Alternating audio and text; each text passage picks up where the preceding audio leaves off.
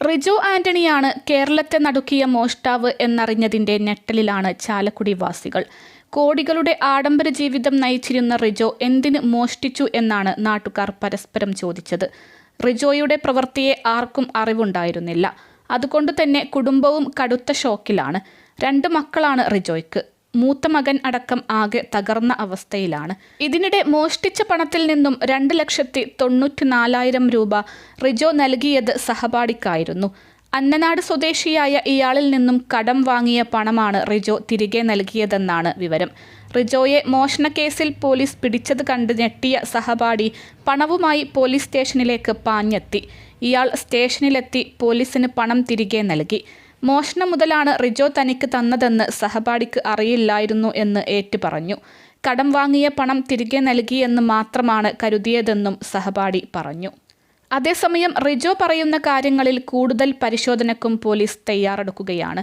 Police അന്വേഷണം ചാലക്കുടിയിലും പരിസര പ്രദേശങ്ങളിലും വ്യാപിപ്പിക്കുമെന്ന് പ്രതി കരുതിയിരുന്നില്ല. ആ ധൈര്യത്തിലാണ് ഇയാൾ വീട്ടിൽ തന്നെ കഴിച്ചുകൂട്ടിയത്. പ്രതിയുടെ ചിന്ത ഈ വഴിക്കായിരിക്കുമെന്ന് കരുതി തന്നെയാണ് പോലീസ് സംഘം അന്വേഷണം മുന്നോട്ട് നയിച്ചത്.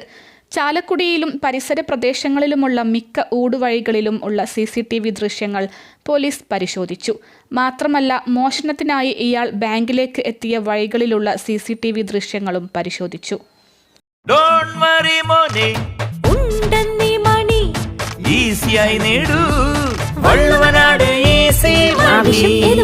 പണം ഞങ്ങൾ തരും. ഇയാൾ സഞ്ചരിച്ച വഴികളിലുള്ള CCTV ദൃശ്യങ്ങൾ പരിശോധിച്ച പോലീസിന് ചിലയിടങ്ങളിൽ ഇയാളെ കാണാതാകുന്നതായി മനസ്സിലായി.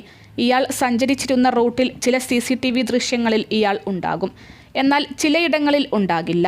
സ്വാഭാവികമായും എവിടെയൊക്കെ വെച്ചാണ് ഇയാൾ CCTVകളിൽ നിന്ന് മറഞ്ഞ് സഞ്ചരിച്ചത് എന്നത് സംബന്ധിച്ച് പോലീസ് വിശദമായി അന്വേഷിച്ചു. പോലീസിനെ കബളിപ്പിക്കാനായി പ്രതി നടത്തിയ ശ്രമങ്ങൾ ആദ്യഘട്ടത്തിൽ ചെറുതായെങ്കിലും അന്വേഷണ ഉദ്യോഗസ്ഥരെ വട്ടം ചുറ്റിച്ചിരുന്നു. ദേശീയപാതയിലേക്ക് കയറി സ്കൂട്ടറിൽ പോകുന്ന ഒരാൾക്ക് ക്യാമറകൾ വെട്ടിച്ചു പോകാൻ കഴിയില്ല എന്നായിരുന്നു പോലീസിന്റെ വിശ്വാസം. കൊരട്ടിപ്പള്ളിയുടെ ഭാഗം വരെയുള്ള ക്യാമറകളിൽ ഇയാളുടെ ദൃശ്യങ്ങൾ പതിഞ്ഞിട്ടുമുണ്ട്. ഇവിടെ നിന്നും ഊടുവഴികളിലൂടെ ക്യാമറകളിൽ പതിയാതെ രക്ഷപ്പെടാനാണ് ശ്രമിച്ചത്. പിന്നീടുള്ള പ്രധാന ക്യാമറകളിലൊന്നും ഇയാളുടെ ദൃശ്യങ്ങൾ പതിയാതെ വന്നതോടെയാണ് പോലീസ് ഊടുവഴികളിലും ഈ പ്രദേശങ്ങളിൽ ഒളിച്ചിരിക്കാൻ സാധിക്കുന്ന ഇടങ്ങളിലുമെല്ലാം അന്വേഷണം ശക്തമാക്കിയത്. ഇത് നേരത്തെയുള്ള പോലീസിന്റെ കണക്കുകൂട്ടൽ ശരിവെക്കുന്നതായിരുന്നു. അതുകൊണ്ടുതന്നെ പ്രതി ചാലക്കുടിയും പരിസര പ്രദേശങ്ങളും വിട്ടുപോയിട്ടില്ല എന്ന ഉത്തമ ബോധ്യത്തോടെയാണ് പോലീസ് അന്വേഷണം വ്യാപിപ്പിച്ചത്. ഈ അന്വേഷണത്തിൽ നിന്നാണ് പോലീസിന് പ്രതിയെക്കുറിച്ചുള്ള നിർണായകമായ ലീഡ് ലഭിച്ചത്. പോലീസ് അന്വേഷണം ചാലക്കുടിയിലും പരിസര പ്രദേശങ്ങളിലും വ്യാപിപ്പിക്കും എന്ന് പ്രതി കരുതിയിരുന്നില്ല. ആ ധൈര്യത്തിലാണ് ഇയാൾ വീട്ടിൽ തന്നെ കഴിച്ചുകൂട്ടിയത്. എന്നാൽ പോലീസ് ഇതേ നാണയത്തിൽ തിരിച്ചടിക്കുകയായിരുന്നു.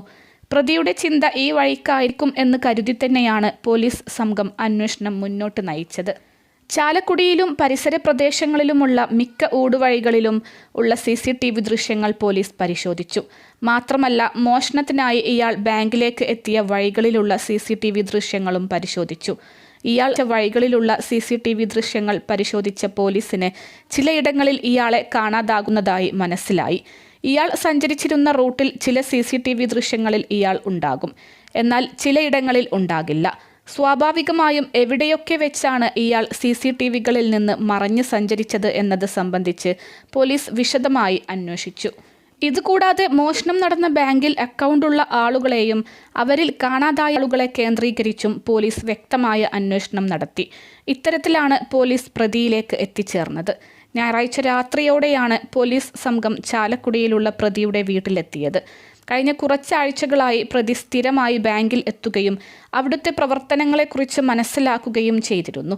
ഉച്ചസമയത്ത് ബാങ്കിൽ എത്ര ജീവനക്കാർ ഉണ്ടാകുമെന്നും ആരൊക്കെ എന്തൊക്കെ കാര്യങ്ങളിൽ വ്യാപൃതരായിരിക്കുമെന്നും പ്രതി കൃത്യമായി മനസ്സിലാക്കിയിരുന്നു. ശേഷമാണ് വളരെ വിശദമായി ആസൂത്രണം ചെയ്ത് മോഷണം നടപ്പിലാക്കിയത്. അൽസലാമ ഐ ഹോസ്പിറ്റൽ 21 ലക്ഷത്തോളം സന്തുഷ്ടരായ ഉപഭോക്താക്കളും 2 ലക്ഷത്തോളം തിമിര ശസ്ത്രക്രിയകളും പൂർത്തിയാക്കിയ മലബാറിലെ ഏക കണ്ണാശുപത്രി. ലോകോത്തര നിലവാരമുള്ള ചികിത്സാ സംവിധാനങ്ങൾ, എല്ലാ നേത്രരോഗ ചികിത്സാ സൗകര്യങ്ങളും വിദഗ്ധരായ ഡോക്ടർമാരുടെ മേൽനോട്ടത്തിൽ. Al Salama eye hospital, hospital road, Perinthalmanna.